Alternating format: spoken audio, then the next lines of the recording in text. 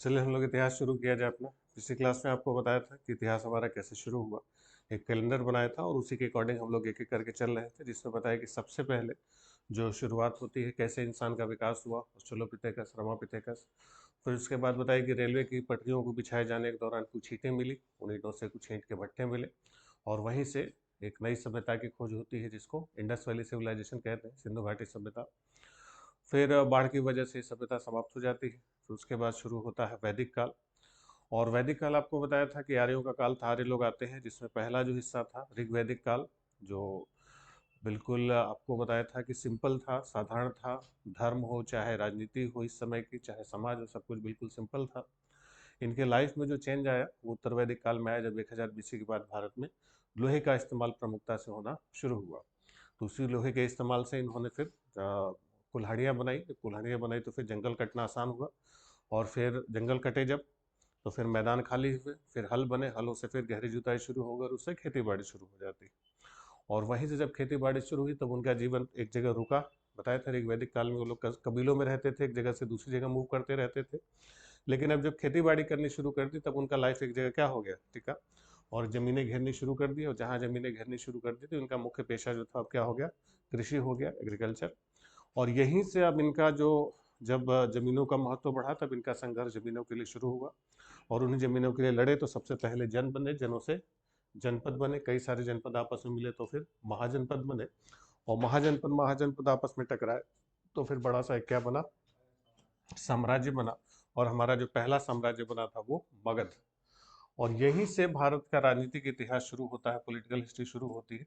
जिसमें बताया था कि सबसे पहला वंश कौन सा बना था, हर्यक वंश, जिसमें बिंबिसार, अजातशत्रु, उदयन। और इसी उदयन ने कौन सा शहर बसाया था, पाटलिपुत्र। और बताया था कि पितृहंता वंश माना जाता है कि बाप ने ही बेटे की हत्या करनी शुरू कर दी। इसके बाद अगला वंश था शिशुनाग वंश। इसके सबसे प्रमुख राजा थे कालाशुक, जिसकी हत्या कर दी गई थी। और फिर इसके बाद आते हैं नंद वंश। नंद वंश जो हमारा था, तो इन नंदों में जो सबसे पहले राजा थे, कई सारे राजा रहे जो मुख्य राजा थे, बस उनके बारे में हम लोग बातचीत करते हैं। तो एक प्रमुख राजा थे, आप लिख सकते हैं महापद्म नंद। महापद्म नंद। तो नंद वंश के एक प्रमुख राजा कौन थे, महापद्म नंद। ये जो महापद्म नंद थे, ये ऐतिहासिक पुरुष माने जाते हैं, क्योंकि इन लोगों का उल्लेख बहुत सीधे सीधे हमें कहीं अभिलेखों से नहीं मिलता है, लेकिन महापद्म नंद का उल्लेख बाद के समय के अभिलेखों से होना शुरू हो जाता है। इन्हीं महापद्म नंद के समय एक बहुत बड़े महर्षि हुआ करते थे, महर्षि पाणिनि का नाम आपने सुना होगा। तो महर्षि पाणिनि किसके समकालीन थे, महापद्म नंद के समकालीन थे। लिख सकते हैं इस फैक्ट को कि महर्षि पाणिनि महापद्म नंद के समकालीन थे। महर्षि पाणिनि, तो जो महर्षि पाणिनि थे ये बहुत बड़े विद्वान थे, और इन्हीं महर्षि पाणिनि ने एक बड़ी फेमस पुस्तक लिखी थी। इनकी पुस्तक का आप नाम लिख सकते हैं अष्टाध्यायी। इनकी फेमस पुस्तक कौन सी थी, अष्टाध्यायी।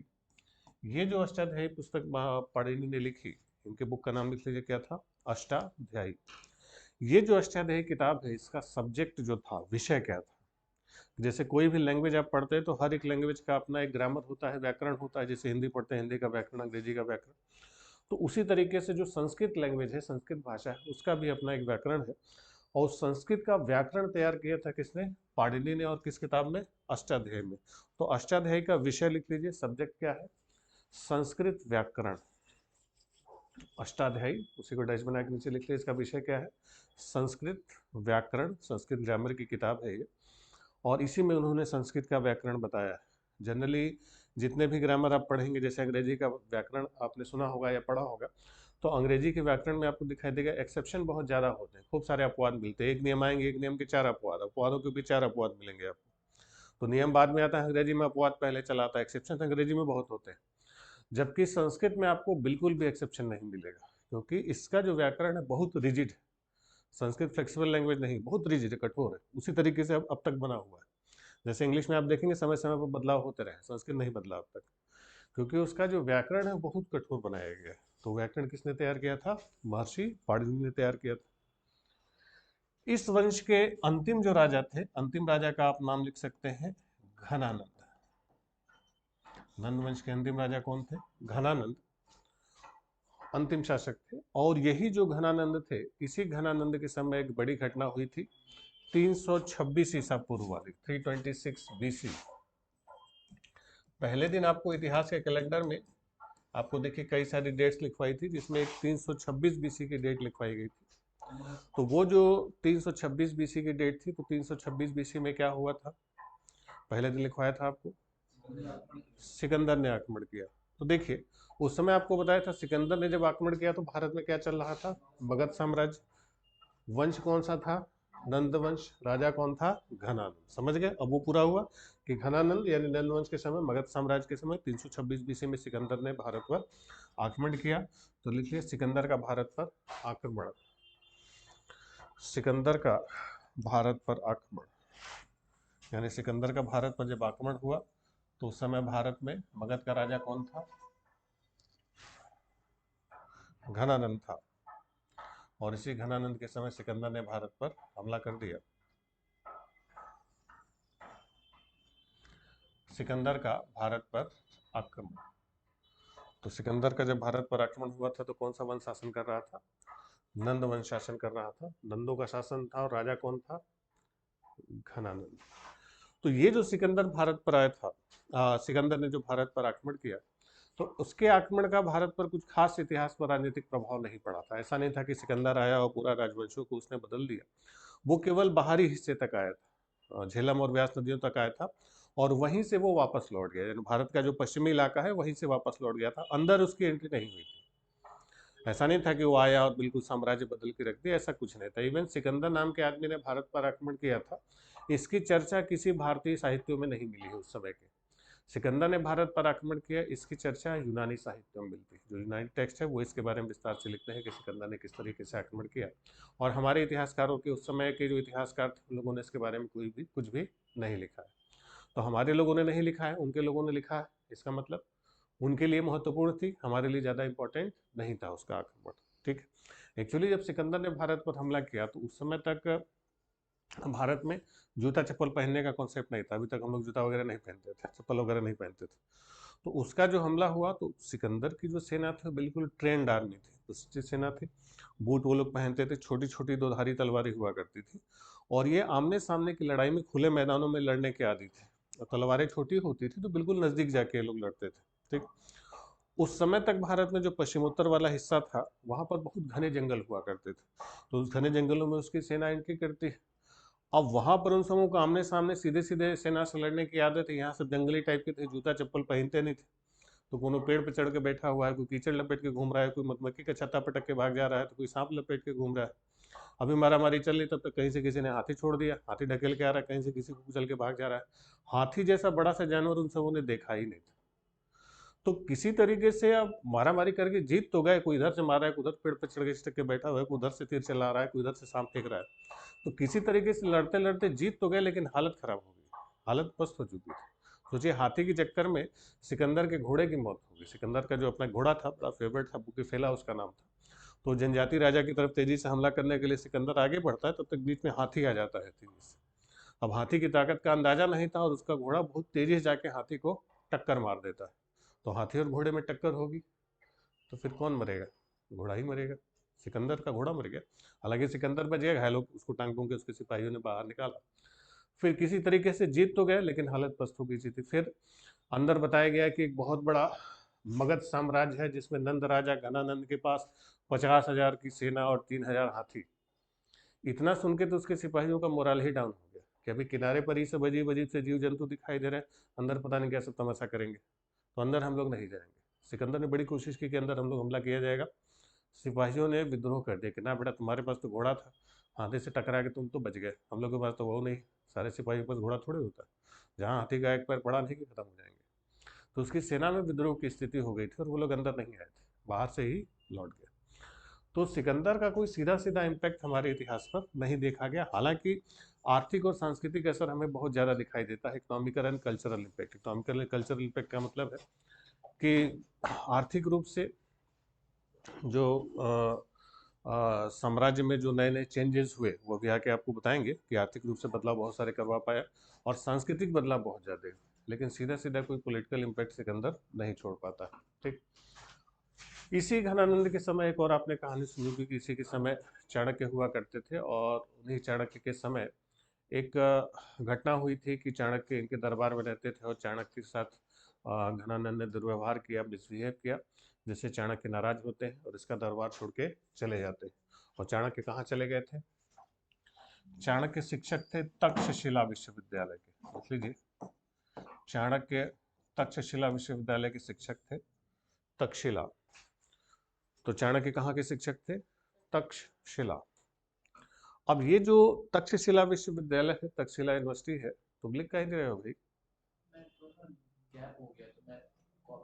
वो नहीं हो पाएगा, अभी लिखो, ठीक है। तक्षशिला यूनिवर्सिटी, तो जो तक्षशिला विश्वविद्यालय है, ये तक्षशिला विश्वविद्यालय जो है, यहीं पर पढ़ाते थे कौन? चाणक्य। और यही तक्षशिला विश्वविद्यालय भारत का सबसे पुराना विश्वविद्यालय है। तक्षशिला को अंडरलाइन करके लीजिए, भारत का सबसे पुराना विश्वविद्यालय है, प्राचीनतम है। तो भारत का सबसे पुराना यूनिवर्सिटी कौन सा है? तक्षशिला विश्वविद्यालय। Takshashila university, oldest university of India, Bharat का सबसे पुराना विश्वविद्यालय। अब ये जो तक्षशिला विश्वविद्यालय है भारत का सबसे पुराना, जिसमें चाणक्य पढ़ाया करते थे, यही तक्षशिला विश्वविद्यालय में चाणक्य की मुलाकात होती है चंद्रगुप्त से।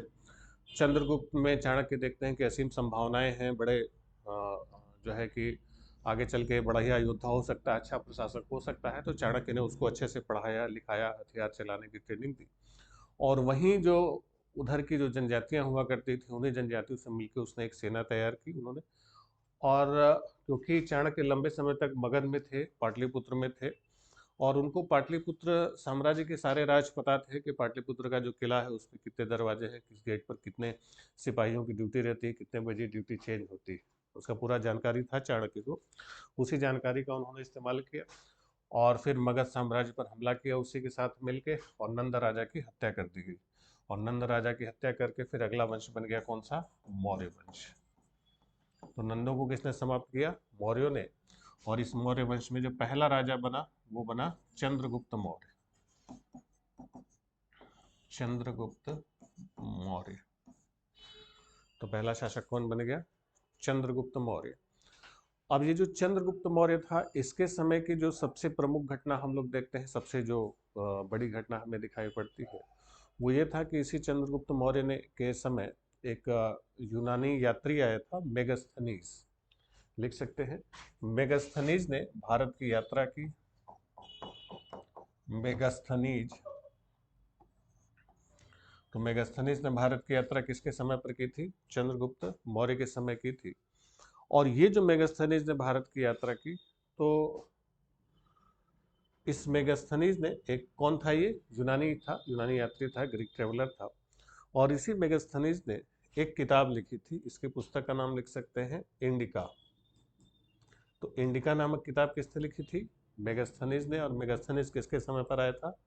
चंद्रगुप्त मौर्य के समय आया था। ठीक है, ये इसके समय का सबसे खास फैक्ट है कि चंद्रगुप्त मौर्य के समय कौन आया था? मेगास्थनीज, जो कैसा यात्री था? यूनानी यात्री था। ठीक, इस मेगास्थनीज ने जो इंडिका लिखी, इस इंडिका से उस समय के भारत के इतिहास को जानने का एक प्रमुख स्रोत के रूप में इंडिका का इस्तेमाल होता है कि इससे भारत के इतिहास की हमें पूरी जानकारी मिलती है कि उस समय हमारे इतिहास में क्या क्या चीज़ें थी, किस प्रकार की चीज़ें हमें देखने को मिलती है। अब इसी चंद्रगुप्त मौर्य के ही गुरु कौन थे? चाणक्य। तो जो चाणक्य थे, उनका और भी एक दो नाम मिलता है। चाणक्य को ही क्या कहा जाता है? कौटिल्य। चाणक्य का ही एक नाम क्या है? कौटिल्य। और एक और नाम है विष्णुगुप्त। तो चाहे चाणक्य कहिए, चाहे कौटिल्य कहिए, चाहे विष्णुगुप्त, ये सब एक ही इंसान के बारे में कहा जा रहा है, चाणक्य या कौटिल्य या विष्णुगुप्त। तो ये जो चाणक्य या कौटिल्य या विष्णुगुप्त थे, ये किसके गुरु थे? चंद्रगुप्त मौर्य के। इन चाणक्य या कौटिल्य या विष्णुगुप्त ने एक किताब लिखी थी, इनके पुस्तक का नाम लिख लीजिए, अर्थशास्त्र। तो अर्थशास्त्र नाम की किताब किसने लिखी थी? चाणक्य या कौटिल्य या विष्णुगुप्त। अर्थशास्त्र। अब ये जो अर्थशास्त्र लिखी गई, अर्थशास्त्र, तो अर्थशास्त्र किसकी किताब है? चाणक्य या कौटिल्य या विष्णुगुप्त की। अब ये जो अर्थशास्त्र नाम की किताब लिखी गई, इस अर्थशास्त्र का विषय क्या था? जैसे आपको अष्टाध्यायी बताया कि संस्कृत व्याकरण की पुस्तक थी, तो अर्थशास्त्र किताब का क्या विषय होगा? ध्यान रखेंगे, इसका नाम अर्थशास्त्र है, इसका मतलब ये नहीं कि इकोनॉमिक्स की किताब है, ये राजनीति विज्ञान की किताब है। इसका विषय लिख लीजिए, सब्जेक्ट क्या है? पॉलिटिकल साइंस यानी राजनीति विज्ञान।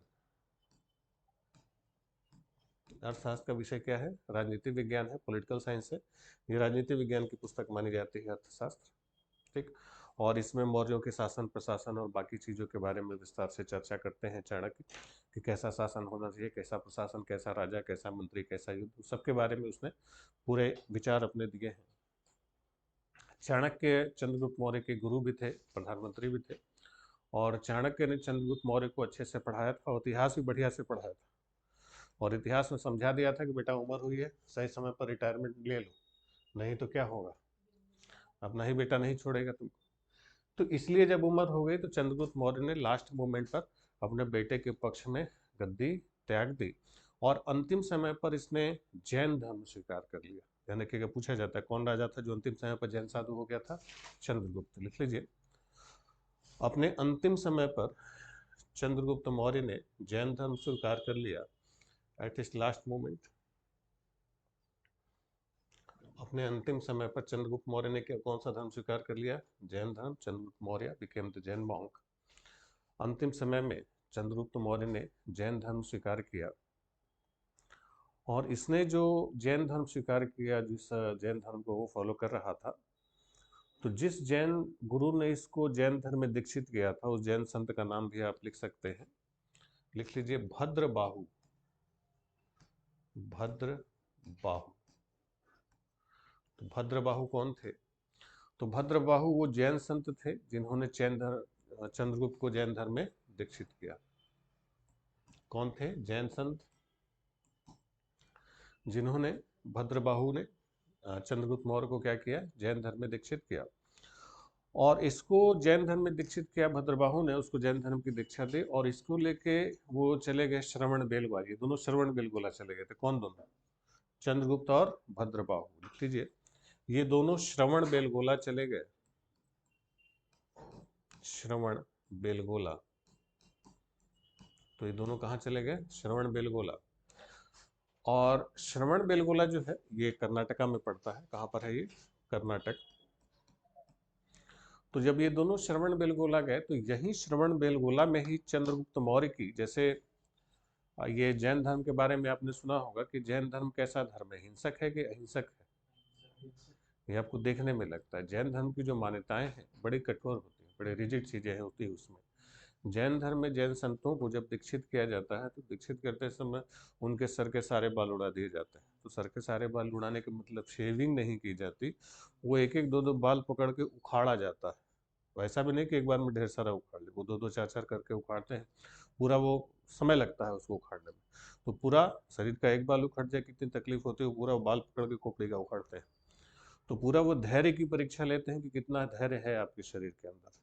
जैन साधुओं को लगता है कि जब उनका जीवन यहाँ पर पूरा हो चुका है संसार में, तो ये जब अपने जीवन को पूरा मान लेते हैं, तो फिर वो क्या करते हैं कि धीरे धीरे करके, एक व्रत होता है उनका, कि वो भोजन करना कम करते हैं। जैसे 5 रोटी खाते थे, 5 4 3 2 1, फिर अन्न का त्याग कर देंगे, फिर जल का त्याग कर देंगे, और भूखे रह के तड़प तड़प के अपनी जान देते हैं। इनके जो मरने की प्रक्रिया है बड़ी कष्टकारी होती है, उसको संथारा या संलेखना कहते हैं। इवन राजस्थान हाईकोर्ट ने इस पर रोक भी लगाई थी कि अपने आप में एक सुसाइड है, अपने आप में आत्महत्या है, नहीं करनी चाहिए। जैसे पहले टीवी पर एक संत आते थे ना, जैन मुनि थे, तरुण सागर, अक्सर चश्मा पहनते थे, पतले दुबले से थे। अभी 2022 में उन्होंने संथारा किया, उसकी वीडियो आप यूट्यूब पर सर्च करेंगे तो बिल्कुल जैसे कंकाल पूरा लेटा हुआ है, गल जाता है बिल्कुल, कल चमड़ी लेटा करके पहचाने में भी नहीं आते, बिल्कुल बहुत बुरी स्थिति हो जाती। तो ये जो चंद्रगुप्त मौर्य था, इसकी मृत्यु भी इसी प्रक्रिया से हुई थी। संथारा या संलेखन पद्धति से मरा था। और कहाँ पर मरा था? श्रवण बेलगोला में। लिख सकते हैं, चंद्रगुप्त मौर्य की मृत्यु, Chandragupta Maurya was died by संथारा और संलेखना प्रैक्टिस। संथारा या संलेखना। तो संथारा या संलेखना पद्धति से किसकी मृत्यु हुई थी? चंद्रगुप्त मौर्य की। अब ये संथारा या संलेखना क्या होता है, तो इसको अंडरलाइन करके नीचे तीर बना के लिख सकते हैं। भूखे रह के प्राण त्यागना, डेथ विथ फास्टिंग या स्लो स्टार्वेशन कहा जाता है। भूखे रह के प्राण त्यागना, तो भूखे रह के प्राण त्यागने की परंपरा को क्या बोलते हैं? संथारा या संलेखना बोलते हैं। ये परंपरा किसने शुरू किया, किसके समय पर थी? ये परंपरा किसने अडॉप्ट की थी? चंद्रगुप्त मौर्य ने। और कहाँ पर अडॉप्ट की थी? श्रवण बेलगोला में। ठीक है, तो वहीं पर उसकी मृत्यु हुई थी। कैसे मरा था ये? कि इसने भूखे रह के अपने प्राण त्यागे थे और अन्न जल का त्याग कर दिया था। ठीक। इसी चंद्रगुप्त के बाद इसका बेटा शासक बनता है बिंदुसार। चंद्रगुप्त के बाद अगला राजा कौन बना? बिंदुसार। बिंदुसार जो था, ध्यान रखेंगे, जो पहला वाला यहाँ पर आपको बताया था पिछली क्लास में, वो बिंबिसार था। और ये कौन है? बिंदुसार। बिंदुसार का मतलब बचपन में जब ये पैदा हुआ था, जब छोटा था, तो पैदा होते समय बर्थ मार्क इसके माथे पर एक निशान था। हिंदी में सार बोलते हैं ना, निशान, बिंदु बना हुआ था। तो उसे बिंदु उसके माथे पर था, इसीलिए नाम क्या रखा गया था? बिंदुसार नाम रखा गया था। तो बिंदुसार में बिल्कुल चंद्रगुप्त मौर्य की तरह से ही उसने मौर्य साम्राज्य को वैसे ही संभाला जैसे चंद्रगुप्त मौर्य ने संभाला। और इसका भी जो सबसे बड़ा प्लस पॉइंट था, जैसे चंद्रगुप्त का सबसे बड़ा प्लस पॉइंट था उसका गुरु कौन? चाणक्य। वैसे जब चाणक्य की मृत्यु हुई, जब बिंदुसार राजा बना, तो चाणक्य कुछ समय तक उसके समय में भी थे। बाद में चाणक्य की जब मृत्यु हुई, तो चाणक्य के स्थान पर जो उसका रिप्लेसमेंट हुआ, यानी जिस गुरु ने इसको बिंदुसार को गाइड किया, उसका समझ लिए प्रधानमंत्री टाइप से, वो भी समझ लिए कि चाणक्य के तरीके से बिल्कुल योग्य था। तो जैसे चाणक्य ने चंद्रगुप्त को संभाला था, वैसे उसने बिंदुसार को गाइड किया। इसके प्रधानमंत्री का नाम लिख लीजिए। जो बिंदुसार का प्रधानमंत्री था उसका नाम था खल्लाटक। का प्रधानमंत्री कौन था? खल्लाटक। तो खल्लाटक किसका प्रधानमंत्री हुआ करता था? बिंदुसार का। ठीक, खल्लाटक। ठीक। तो इसी खल्लाटक ने बिल्कुल वैसे ही व्यवस्था बना के रखी जैसे चाणक्य ने चंद्रगुप्त के लिए बना के रखी थी। इसके बाद बिंदुसार के बाद अगला राजा बना अशोक। बिंदुसार का ही बेटा कौन था? अशोक। अशोक के बारे में पहले दिन की क्लास में आपको इंट्रोडक्शन में बताया था कि अशोक शुरुआत में बहुत क्रूर शासक था, बहुत क्रूएल था। कई सारे भाइयों की हत्या करके वो राजा बना। उसके बाद राजा बनने के बाद उसने कई सारी लड़ाइयाँ लड़ी, और उसकी सबसे भयंकर लड़ाई कौन सी थी? कलिंग युद्ध। तो उस कलिंग युद्ध के बारे में उसने विवरण दिया है, लिख लीजिए। 13वें शिलालेख के अनुसार, अकॉर्डिंग टू 13th इंस्क्रिप्शन, 13वें शिलालेख के अनुसार, 13वें शिलालेख के अनुसार अपने शासनकाल के 8वें वर्ष में, 8th ईयर ऑफ टेन्योर, अपने शासनकाल के 8वें वर्ष में 261 ईसा पूर्व में, 261 ईसा पूर्व में अशोक ने कौन सा युद्ध लड़ा? कलिंग युद्ध लड़ा। अपने शासनकाल के 8वें वर्ष में 261 ईसा पूर्व में अशोक ने कौन सा युद्ध लड़ा? कलिंग युद्ध लड़ा। अब ये जो कलिंग युद्ध था, इसकी सूचना कहाँ पर मिलती है, कौन से अभिलेख में मिलती है? 13वें। ठीक है, तो 13वें शिलालेख के अनुसार अशोक ने अपने शासनकाल के 8वें वर्ष यानी 261 ईसा पूर्व में कलिंग युद्ध लड़ा। अब इसका विवरण अशोक ने दिया है अपने अभिलेखों में। अब ये जो अशोक था, इसके बाद बौद्ध धर्म स्वीकार किया। कहा जाता है कि 1.5 लाख निर्दोष लोगों की जानें चली गई। इसी के बाद अशोक ने बौद्ध धर्म स्वीकार कर लिया और बौद्ध धर्म के प्रचार प्रसार में लग गया। तो जब अशोक ने बौद्ध धर्म का प्रचार प्रसार किया, उसके प्रचार प्रसार में लगा, तो फिर कहा जाता है कि अशोक को इसी के बाद क्या बना दिया गया? महान बना दिया गया, अशोक द ग्रेट।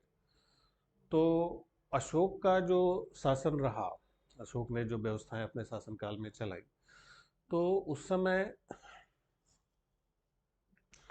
कहा गया कि वो महान था, ग्रेट था। तो अशोक जो महान बना, तो केवल इसलिए महान नहीं था कि उसने बौद्ध धर्म का प्रचार प्रसार किया। इसके महानता के और भी कई सारे कारक थे। अशोक ने बहुत सारे ऐसे काम किए, कई ऐसे काम रहे कि जो बड़े बड़े शासक हमारे नहीं कर पाए, अब तक नहीं कर पाए। अशोक हमारे देश का पहला राजा है जो सीधे सीधे अपनी जनता से जुड़ता है। जनता से जुड़ने का मतलब जनता तक अपनी बात पहुंचाता है। जो वो जनता से कहना चाहता है वो डायरेक्टली कहता है। जैसे आपने सुना होगा कि प्रधानमंत्री जी कहते हैं ना, मन की बात। तो मन की बात का मतलब जो उनके विचार हैं, जो उनके सोच, वो रेडियो के माध्यम से जनता तक अपनी बात पहुंचाते हैं, अपना उपदेश देते हैं ना कि हमें ये करना चाहिए, आपको ऐसा करना चाहिए, मुझे मेरे विचार में ऐसा होना चाहिए। तो अपने विचार, जो उनकी सोच है, जनता से जो वो कहना चाहते हैं, वो सारी बातें वहाँ तक कहते हैं। तो ये परंपरा अशोक ने शुरू की थी। ये पहला राजा था जो जनता से जुड़ता है और जनता तक अपनी बात पहुंचाता है। तो उस समय रेडियो जैसा कोई माध्यम तो होता नहीं था कि मन की बात वो करे। तो उसने क्या किया कि सारी बातों को उसने पत्थरों पर अभिलेखों के रूप में खुदवाया, बड़े बड़े पत्थरों पर उसने सारी बातें उसने लिखवाई, और उन्हें अभिलेखों के रूप में पूरे साम्राज्य में उसने जगह जगह लगवाया, पूरे साम्राज्य में उसने जगह जगह लगवाया। तो इससे उसके मन के जो विचार थे, और ज्यादातर इसके जो अभिलेख है वो राजमार्गों के किनारों पर मिलते हैं, तो उससे जो इसके विचार थे वो जनता तक पहुंचे, ताकि जनता उसको पढ़े और समझे कि वो राजा क्या कहना चाह रहा है हमसे। ठीक। तो पहला राजा लिख सकते हैं, भारत का पहला शासक जिसने अभिलेख खुदवाए, first king who wrote inscriptions, पहला शासक जिसने अभिलेख खुदवाए। तो अभिलेखों की परंपरा किसने शुरू की थी? अशोक ने शुरू की थी। और इन अभिलेखों के माध्यम से वो सारी बातें जो जनता से करना चाहता है वो सारी बातें करता है। और इन अभिलेखों को उसने इतनी भारी मात्रा में लिखवाया था कि इसके अभिलेख समझ लिए कि जम्मू कश्मीर, हिमाचल प्रदेश, उत्तराखंड, नेपाल, उत्तर प्रदेश, बिहार, झारखंड, पश्चिम बंगाल, असम, उड़ीसा, आंध्र प्रदेश, कर्नाटक, मध्य प्रदेश, छत्तीसगढ़, गुजरात, महाराष्ट्र, राजस्थान, हरियाणा, पंजाब और पाकिस्तान के सभी राज्यों से मिलते हैं। तो इतनी भारी मात्रा में अशोक के अभिलेख मिले हैं कि कुछ इतिहासकारों ने केवल अशोक के अभिलेखों के आधार पर ही पूरा मौर्यों का इतिहास लिख डाला है। और इसी अशोक के अभिलेखों के आधार पर ही अंदाजा लगाया जाता है कि मौर्यों का साम्राज्य हमारे भारत का कितना बड़ा साम्राज्य था। क्योंकि कोई भी राजा अपने आदेश का खंभा जाके दूसरे राज्य में तो गाड़ेगा नहीं, वो अपने राज्य की ही सीमा में जाके अपना आदेश देगा। तो वही था कि अशोक के जो अभिलेख हैं उससे पता चलता है कि मौर्यों का साम्राज्य कितना बड़ा था। और इसी से पता चलता है कि हमारे पूरे भारत के इतिहास में अब तक का जो हमारा इतिहास रहा, तो उसमें सबसे बड़ा जो साम्राज्य था वो किसका था? अशोक का था। अशोक सबसे बड़ा साम्राज्यवादी रहा। और इसी ने सब बड़े बड़े जो अपने बाद के समय में जो राजवंश रहे उनसे भी बड़ा अपना साम्राज्य रखा। जितना बड़ा साम्राज्य अशोक ने या मौर्यों का था, उतना बड़ा साम्राज्य भारत में अब तक किसी का नहीं रहा। जैसे इसके बाद बड़े बड़े राजवंश रहे जिसमें जैसे मुगल थे या अंग्रेज थे, लेकिन जितने बड़े भारत पर अशोक ने शासन किया उतने बड़े भारत पर न कभी मुगलों ने और न कभी अशोक ने शासन किया, अरे न कभी अंग्रेजों ने शासन किया। तो इसके ठोस प्रमाण कहाँ से मिलते हैं? अशोक के अभिलेखों से मिलते हैं। और इन अभिलेखों में भी वो सारी बातें करता है, और इसमें भी वो देश की विविधता, डाइवर्सिटी का ध्यान रखता है। जैसे प्रधानमंत्री जी कहते हैं मन की बात, तो अपनी सारी बातें हिंदी में करते हैं।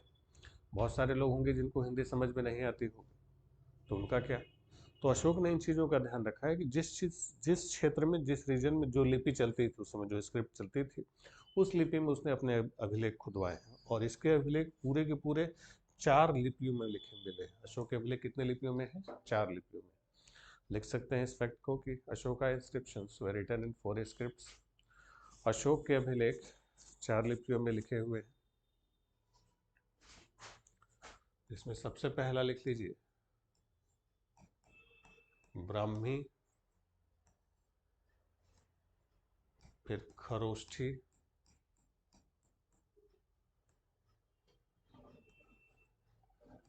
फिर उसके बाद अरामेइक। तो जो अरामेइक लिपि थी कि उस समय की जो जनजातियां थी, ट्राइब्स थी, जनजातियों का उसने ध्यान रखा। तो अरामेइक के आगे ब्रैकेट लगा के लिख सकते हैं जनजातियों के थे। अरामेइक किसके लिए थी? जनजातियों के लिए। और चौथा था कि जो यूनानी लोग आके बसने लगे थे तो उनके लिए यूनानी लिपि का उसने इस्तेमाल किया। यूनानी यानी ग्रीक। तो 4 लिपियों में इसके अभिलेख मिले। और अगर आपसे कहा जाए कि भारत में अशोक के अभिलेख किस लिपि में है, तो ब्राह्मी के आगे ब्रैकेट लगा ली केवल भारत में, क्योंकि जब बंटवारा हुआ तो पाकिस्तान, नेपाल, बांग्लादेश ये सब भारत से अलग हुए। तो अभी अगर पूछा जाए कि अभी भारत में अशोक के अभिलेख किस लिपि में मिले हुए हैं, तो अभी भारत में अशोक के अभिलेख किस लिपि में मिले हैं? ब्राह्मी में। जितने भारत में है सारे के सारे ब्राह्मी लिपि में। तो इन्हीं लिपियों के माध्यम से, इन्हीं अभिलेखों के माध्यम से वो सारी बातें लिखता है कि क्या है, कैसे है, क्यों। और इसमें बताता है कि मैंने कलिंग युद्ध का वर्णन इसी में किया है उसने 13वें नंबर की लाइन में उसने बताया है। और इसमें ध्यान रखेंगे उसने खुद को जो इंडिकेट किया है। अशोक का ये जो अपना नाम मिलता है अशोक, ये हर जगह नहीं मिलता। अशोक का जो अपना नाम है प्रॉपर अशोक, इसकी जगह उसको अलग नाम से संबोधित किया गया। इसका नाम लिख लीजिए, देव नाम प्रिय। देव नाम प्रिय, प्रियदर्शी। देव नाम प्रिय, प्रियदर्शी। ये अशोक के अभिलेखों में उसका नाम मिलता है। तो अशोक के अभिलेखों में उसका क्या नाम मिलता है? देव नाम प्रिय, प्रियदर्शी। तो इसको तोड़ तोड़ के भी पूछा है कि जैसे पूछ देता है कि देव नाम प्रिय किस राजा की उपाधि थी, या प्रियदर्शी किस राजा की उपाधि थी। तो देव नाम प्रिय प्रियदर्शी किस राजा की उपाधि थी? अशोक की उपाधि थी, जिसमें उसने देव नाम प्रिय प्रियदर्शी लिखा। तो केवल देव नाम प्रिय भी पूछा गया है और प्रियदर्शी भी पूछा गया है। तो किस शासक की उपाधि थी? ये अशोक की उपाधि थी। तो ये जो देव नाम प्रिय प्रियदर्शी था, ये किसको कहा गया? अशोक को कहा गया। तो अशोक के अभिलेखों में उसको किस नाम से जाना गया? देव नाम प्रिय प्रियदर्शी। इसी नाम से अशोक को जाना गया। और इसका जो अपना प्रॉपर नाम मिलता है अशोक, ये बहुत कम जगहों से मिला है इसका अपना प्रॉपर नाम।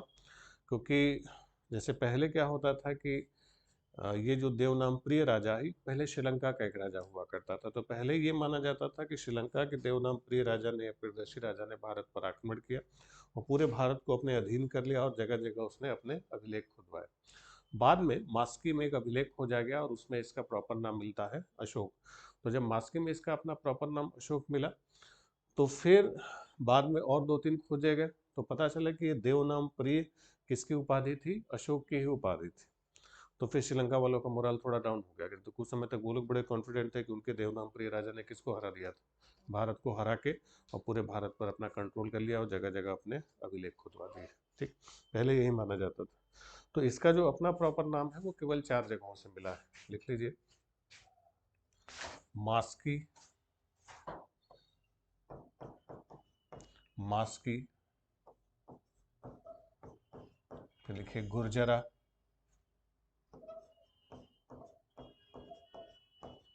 फिर नेट्टूर। मास्की, गुर्जरा, नेट्टूर और उद्गोलन। मास्की, गुर्जरा, नेट्टूर और उद्गोलन। इनको घेर के लिए अशोक का नाम अशोक ही मिला है। अशोक का नाम क्या मिला है? अशोक मिला है। तो अशोक का नाम अशोक ही केवल कहाँ से मिला है? मास्की, गुर्जरा, नेट्टूर और उद्गोलन से मिला है। मास्की, गुर्जरा, नेट्टूर और उद्गोलन से अशोक का नाम क्या मिला है? अशोक ही मिला है। तो अशोक का नाम अशोक कितनी जगहों से मिलता है? 4 जगहों से मिलता है, मास्की, गुर्जरा, नेट्टूर और उद्गोलन से।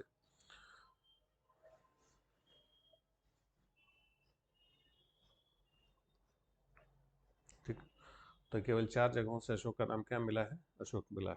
क्लियर।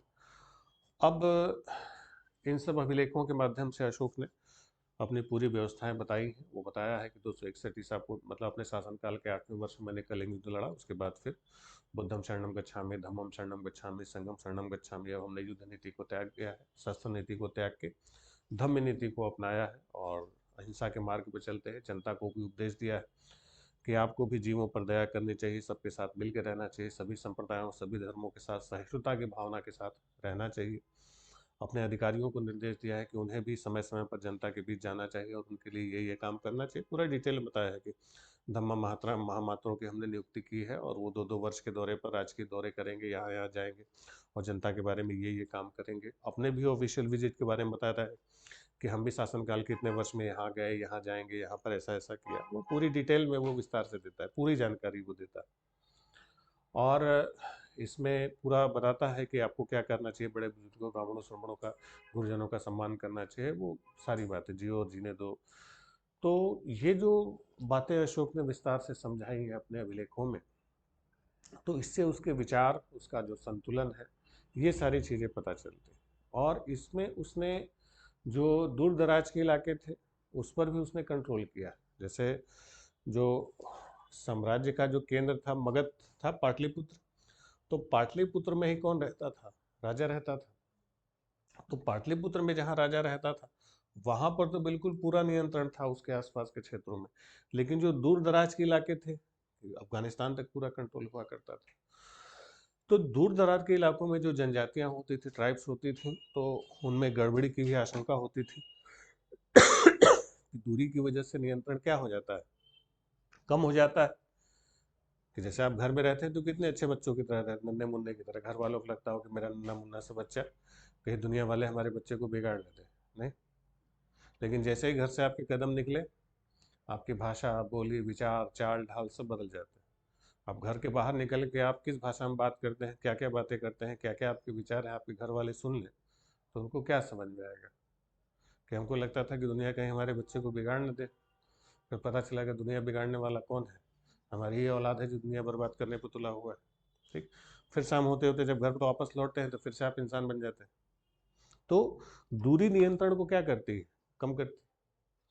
तो जहाँ राजा रह रहा है उसके आसपास का जो कोर एरिया है वहाँ तो बिल्कुल फुल कंट्रोल इनका बना रहता था, लेकिन दूर दराज पर, दूर दराज के इलाकों में अशांति की भी आशंका होती थी, तो उस पर भी अशोक ने नियंत्रण किया हुआ था और अपने लेखों के माध्यम से दूर दराज की जनजातियों को उसने वार्निंग दे के रखी थी कि हे जनजातियों, हे आर्टिको, अभी हमने बौद्ध धर्म स्वीकार कर लिया है, इसका मतलब ये नहीं कि तुम लोग यहाँ पर उत्पात मचाओगे। जैसे एक सनी देओल की पिक्चर आई थी जीत, पिक्चर देखा तुम लोग, जीत, जिसमें उसका एक सीन बड़ा फेमस है कि हीरो जाता है, बहुत हीरोइन और उसके बाप को बहुत देर तक समझाता है कि हम बहुत सुधर गए और बहुत गुंडे बदमाश नहीं रहे, बहुत बाबूजी बाबूजी कह के समझाता है।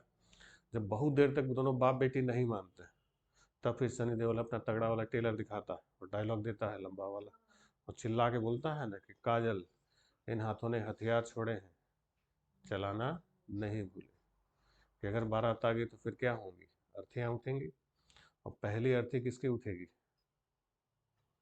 जिसके माथे पर सेहरा होगा। ये अशोक का डायलॉग था। उसने जनजातियों को कहा था कि हे जनजातियों, हे आर्टिको, अभी हमने बौद्ध धर्म स्वीकार कर लिया है, इसका मतलब ये नहीं कि तुम लोग वहाँ पर उत्पात मचाओगे, क्योंकि अभी हमने केवल हथियार रखे हैं, चलाना नहीं भूले। और नीचे धीरे से 13वीं लाइन में कलिंग उल्लेख लिख दिया कि वहाँ गए थे, मूड खराब हुआ था, 1.5 लाख निर्दोष लोगों की जानें चली गई। अब नहीं करते, अब तो हथियार हथियार रख दी। तो मारकाट करके, खून खराबा मचा के शांति मचाना और हथियार रख के केवल वार्निंग दे के शांति मचाना। आज के दौर में संचार के इतने से तेज साधनों के बावजूद झारखंड छत्तीसगढ़ के जंगलों में नक्सलाइट क्या कर रहे हैं, क्या सोच रहे हैं, सरकार को नहीं पता चल पाता।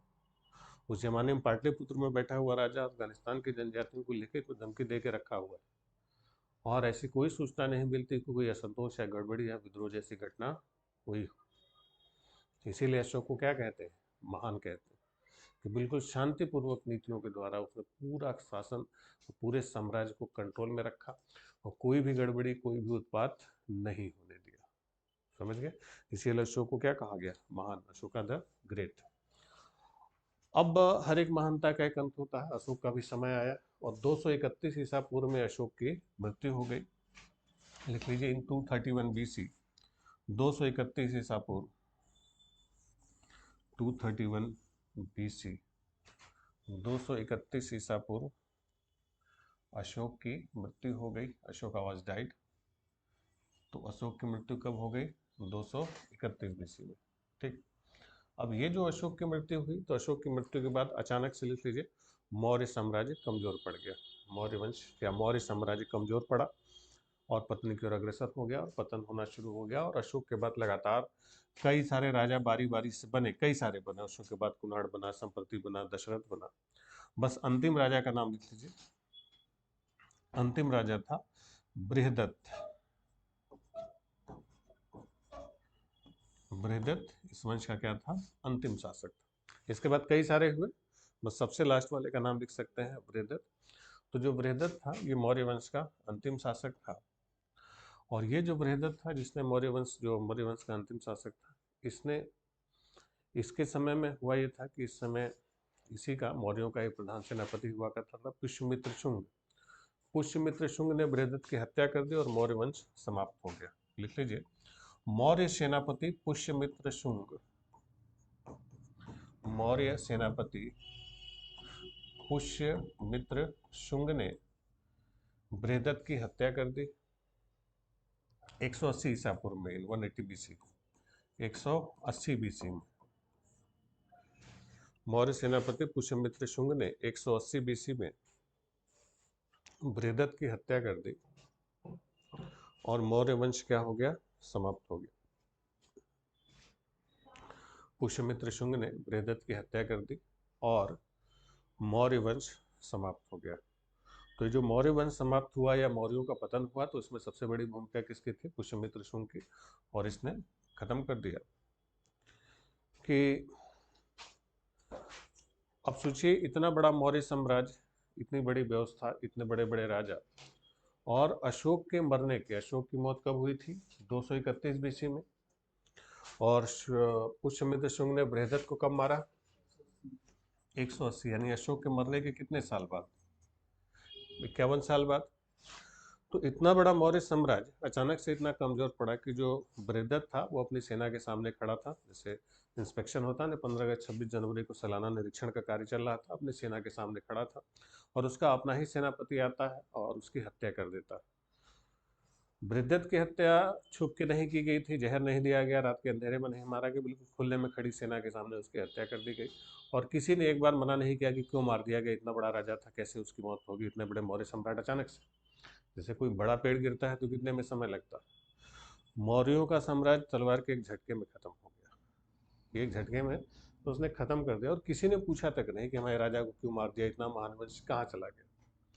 तो आखिरकार इतना बड़ा साम्राज्य का जो डिक्लाइन हुआ, पतन हुआ, उसके क्या कारण हो सकते हैं, क्यों इतना बड़ा साम्राज्य इतनी आसानी से खत्म हो गया। तो मौर्य साम्राज्य का जो पतन हुआ, जो डिक्लाइन हुआ, उसके कई सारे कारण माने जाते हैं, लेकिन जो सबसे मेन कारण थे वो आपको बता दें कि जैसे मौर्यों की जो सबसे बड़ी भूमिका, सबसे बड़ी विशेषता थी, जैसे हड़प्पा काल के हम लोग सबसे बड़ी विशेषता देखते हैं टाउन प्लानिंग, नगर नियोजन, वैसे मौर्यों की जो सबसे बड़ी विशेषता थी कि इनका प्रशासन बहुत अच्छा था, एडमिनिस्ट्रेशन। मौर्यों का प्रशासन हमारे भारतीय इतिहास में, अब तक के इतिहास में सबसे बेहतरीन प्रशासन माना जाता है।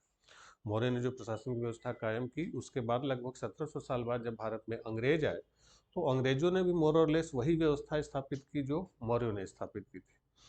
तो और इनकी कई सारी चीजें हैं जो अब तक चल रही हैं। अभी जैसे आप देखेंगे कि हर जिले में कलेक्टर होता है, एक एसपी होता है, कलेक्टर होता है, डिप्टी कलेक्टर होता है।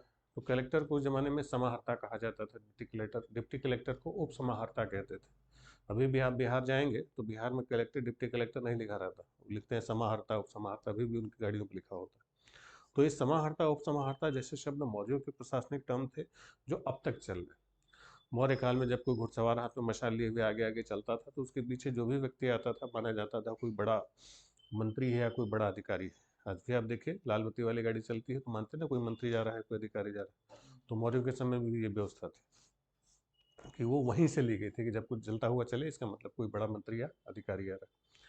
और मौर्यों के प्रशासन की जो सबसे बड़ी विशेषता थी, सबसे की पॉइंट इनका जो था, वो था इनका हाईली सेंट्रलाइज्ड एडमिनिस्ट्रेशन, अति केंद्रीकृत प्रशासनिक व्यवस्था।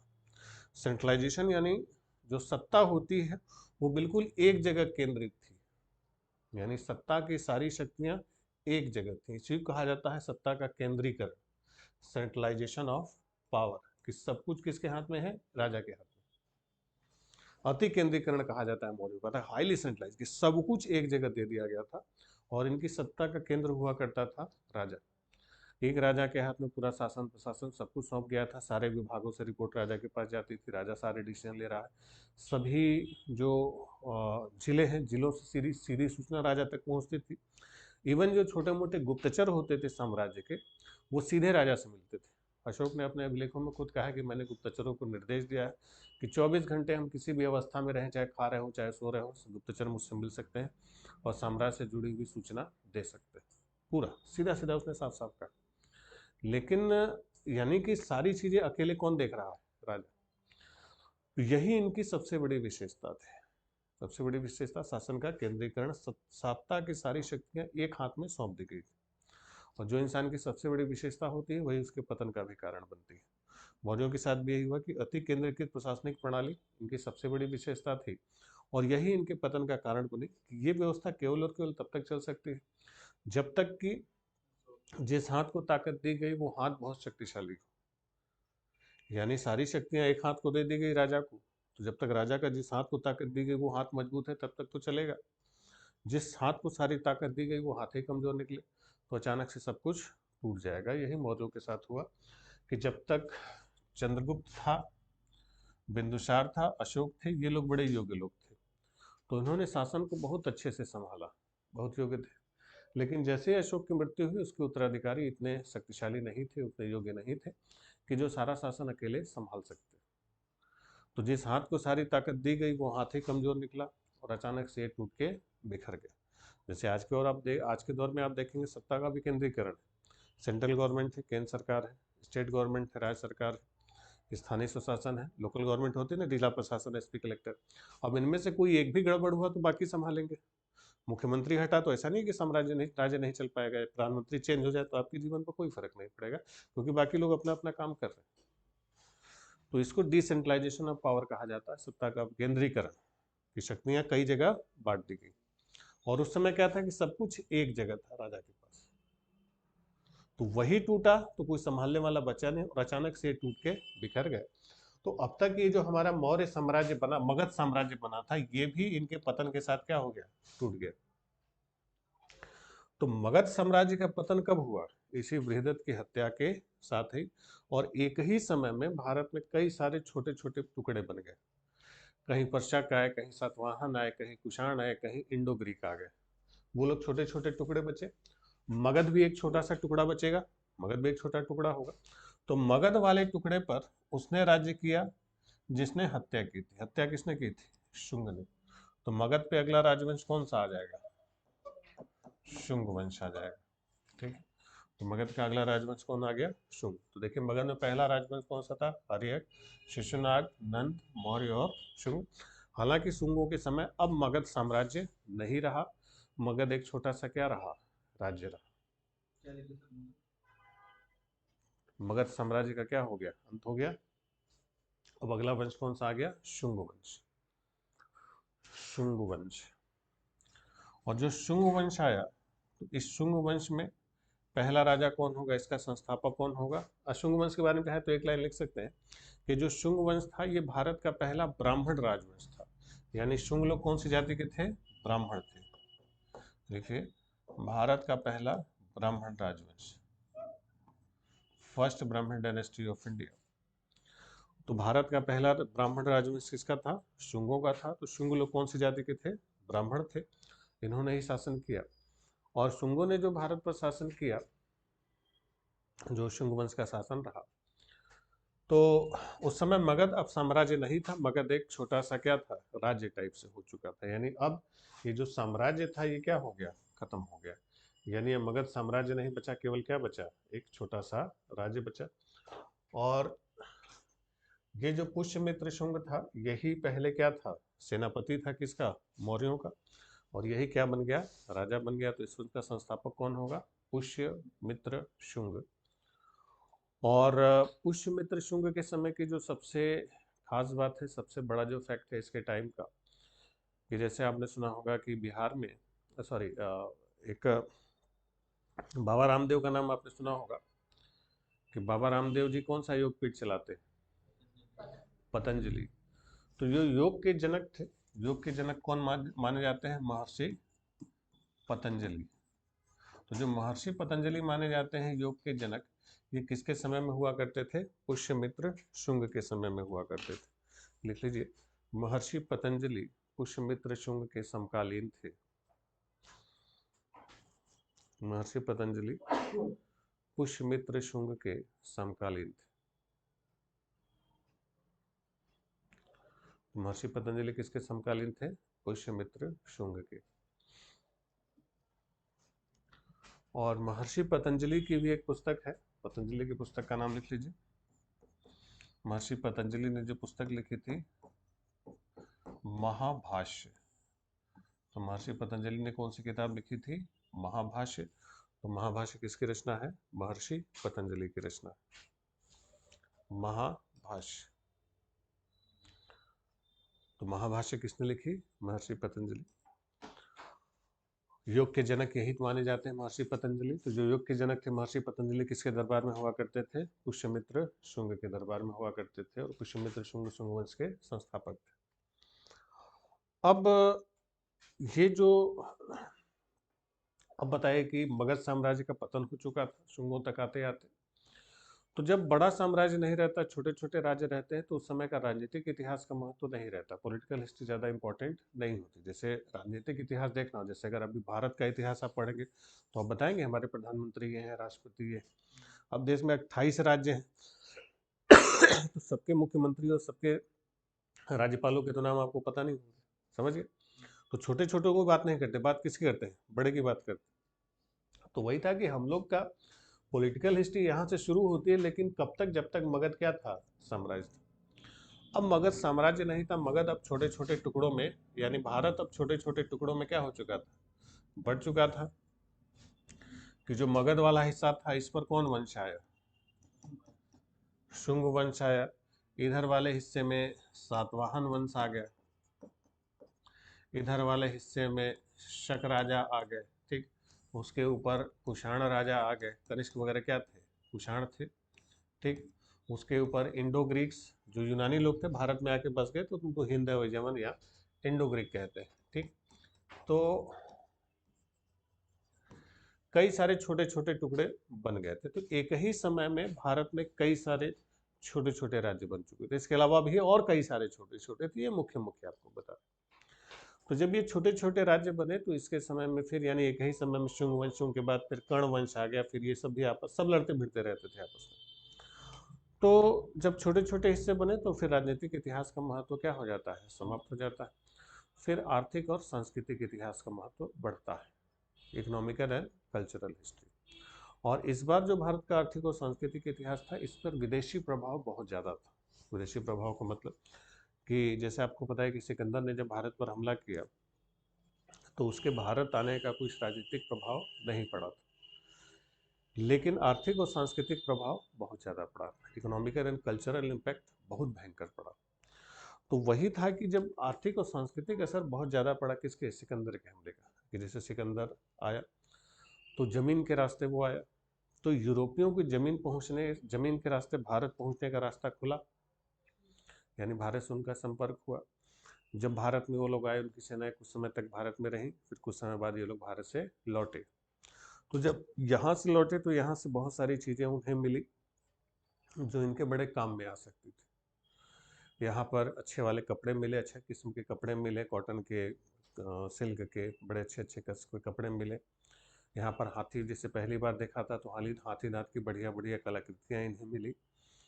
इन्हें सबसे खास चीज़ जो पसंद आई, वो यहाँ के मसाले पसंद आए, क्योंकि वो लोग मैसिडोनिया से आए थे, वहाँ पर बड़ा ठंडा पड़ता था, और ठंड ज़्यादा पड़ने की वजह से खेती बाड़ी, बारिश ज़्यादा होती नहीं थी, खेती बाड़ी हो नहीं सकती थी, जंगल घने होते नहीं थे, तो जानवरों का शिकार करके मांस को खाते थे, और मांस को पका के खाते थे। और यहाँ पर जब मसाले का इस्तेमाल देखा, तो मसाले का इस्तेमाल इन्हें बड़ा कमाल का लगा, कि मसाले के इस्तेमाल से मांस का टेस्ट इनका क्या हो गया, बढ़ गया। और दूसरा कि मसाले में मांस वगैरह, मांस को मसाले वगैरह में लपेट के रख देते हैं, थोड़ा सा लंबे समय तक चलता है, उसकी ड्यूरेशन भी क्या हो जाती है, बढ़ जाती है।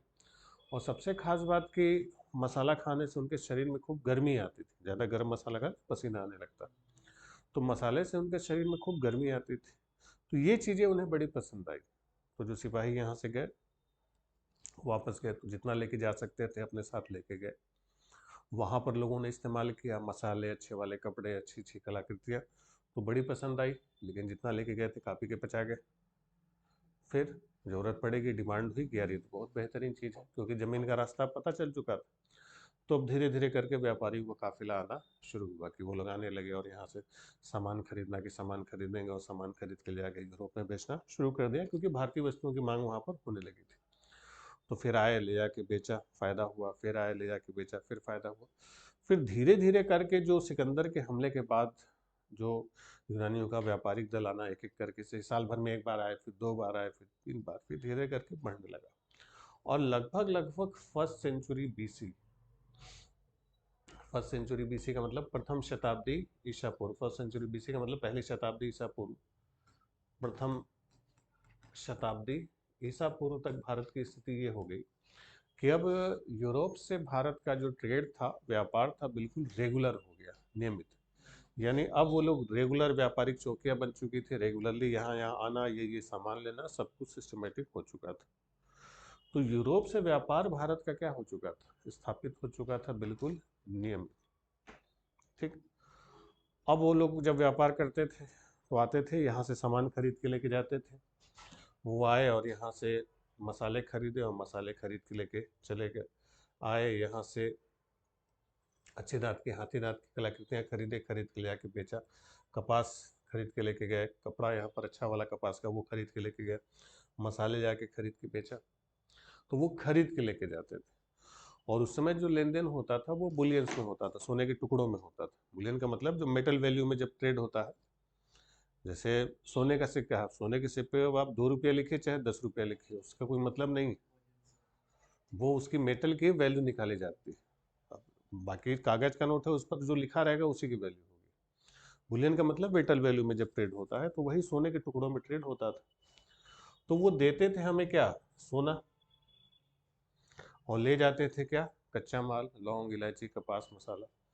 अब लौंग इलायची कपास मसाला पेड़ों पर उगता है, 2-4 पेड़ ज़्यादा लगा दिए थोड़ा ज़्यादा हो जाएगा, लेकिन सोना पेड़ पर नहीं उगता। सोना किसी भी देश की अर्थव्यवस्था का एक मजबूत आधार होता है।